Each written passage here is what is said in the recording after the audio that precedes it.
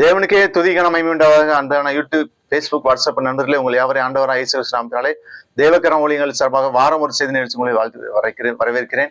எல்லாம் சந்தோஷமா இருக்கிறீங்களா? நீங்கள் எல்லாரும் சந்தோஷமா இருப்பீர்கள் கர்த்தருக்குள் சுவாசிக்கிறேன். இந்த நாளிலும் செய்திக்கு நேராக நான் எடுத்துக்கொண்ட தலைப்பு தாழ்மை. அதற்கு ஆதாரமாக எடுத்துக்கொண்ட வசனம் 1 பேதுரு 5:5. தாழ்மை உள்ளவர்களுக்கு கிருபை அளிக்கிறார். தேவன் தாழ்மை உள்ளவர்களுக்கு கிருபை அளிக்கிறார். அன்னை தெரசாவின் ஊழியத்திலே ஆரம்ப நாட்களில் அவரது அனாதை இல்ல சிறுவர்கள் இல்லத்திலே குழந்தைகளுக்கு கொடுக்க ஒன்றுமில்லை.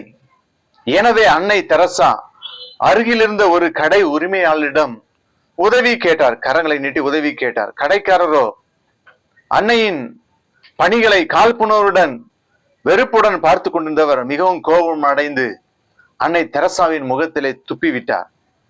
அன்னையோ தெரசாவோ மிகவும் தாழ்மையுடன் தன் முகத்தை துடைத்தவாறு, "Thank you for what you have given me. Will you give something for my children?" என்றார்.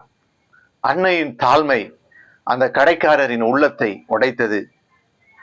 பிரியமானவர்களே, கர்த்தர் நம்மிடம் எதிர்பார்க்கிறது தாழ்மை. நமது செயல், நம்முடைய செயலில் மாத்திரமல்ல, சிந்தையிலும் தாழ்மை வேண்டும். பிரியமானவர்களே, மீகா 6:8 சொல்கிறது, "உன் தேவனுக்கு முன்பாக மனத்தாழ்மை நடப்பதே இல்லாமல் வேற என்னத்தை கர்த்தர் உன்னிடத்திலே கேட்கிறார்" என்று சொல்லி நாம் பார்க்கின்றோம். Humility leads to exaltation. லூக்கா 18:14 தன்னை தாழ்த்துகிறவன் உயர்த்தப்படுவான். மத்தேயு 11:29 "நான் சாந்தமும் மனத்தாழ்மையுமாய் இருக்கிறேன்" என்று சொல்லி வேதத்திலே பார்க்கிறோம். பவுலடியார் பிலிப்பியர் 2:8 அவர் சிலுவையின் மரணபரின் தம்மை தாழ்த்தினார் என்று சொல்லி பார்க்கிறோம். பிரியமானவர்களே, மோசே 40 ஆண்டுகள் பார்வோனின் அரண்மனையிலே இளவரசனாக எகிப்தின் சகல சாஸ்திரங்களையும் கற்று தன்னை உயர்வாக எண்ணியிருக்க வேண்டும். ஆனால் அடுத்த 40 ஆண்டுகள் அதே மோசே தனிமை, வெறுமை, ஒன்றுமில்லாமை ஆகியவற்றை வனாந்தரத்திலே அவன் வாழ்ந்தான். மோசையை கொண்டு தேவன் பெரிய காரியங்களை செய்தார். தாழ்மையுள்ளவர்களை உயர்த்துகிறார். லூக்கா 1:32 பார்க்கிறோம். Humility leads restoration. தாழ்மை இழந்து போனதை திரும்ப பெற வழி நடத்தும். தானியேல் 4:36 அவ்வேளையில் என் புத்தி எனக்கு திரும்பி வந்தது, என் ராஜ்யபாரத்தின் மேன்மைக்காக என் மகிமையும் என் முகக்கலையும் எனக்கு திரும்பி வந்தது என்றார் நேபுகாத் நேச்சார். மாமன்னன் நேபுகாத் நேச்சார் கிமு 605-562 வரை பாபிலோனில் அரசாண்டான். பாபிலோனை வியக்கத்தக்க முறையில் கட்டினான். பிரியமானவர்களே, அவன் தனக்குள்ளே மேட்டுமை கொண்ட போது கர்த்தருடைய கோபம் அவன் மேல் வர அவன் மிருகத்தை போல் மாறினான். மனுஷரிலிருந்து தள்ளப்பட்டான். பிரியமானவர்களே, மிருகத்தை போல் மாறினான், மனுஷரின் ஆனால் அவன் தன் கண்களை வானத்துக்கு ஏறெடுத்து கர்த்தருக்கு மகிமை செலுத்தி தன்னை தாழ்த்திய போது அவன் மீண்டும் குணமானான் என்று சொல்லி நாம் பார்க்கின்றோம்.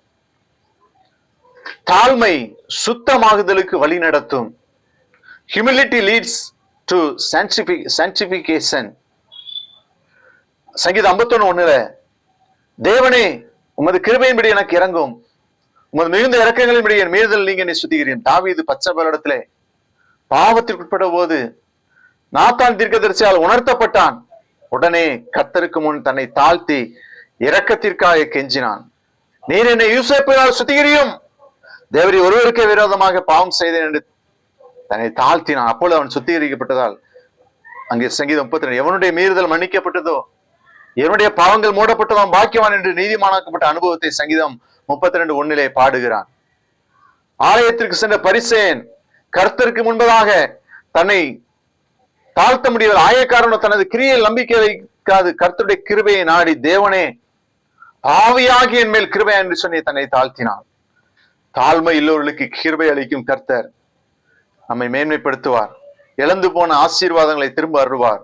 மேலும் தாழ்மைப்படும் போது பரிசுத்தப்படுத்தி ஆசீர்வாதங்களுக்கு வழி நடத்துவார். ஜபிப்போம். அன்பின் ஆண்டவரே, வசனத்தை கடப்பிள்ளையில் ஆசீர்வதியும். இயேசு நாமத்தில் ஜபிக்கிறோம். நல்ல பேர். தேங்க்யூ.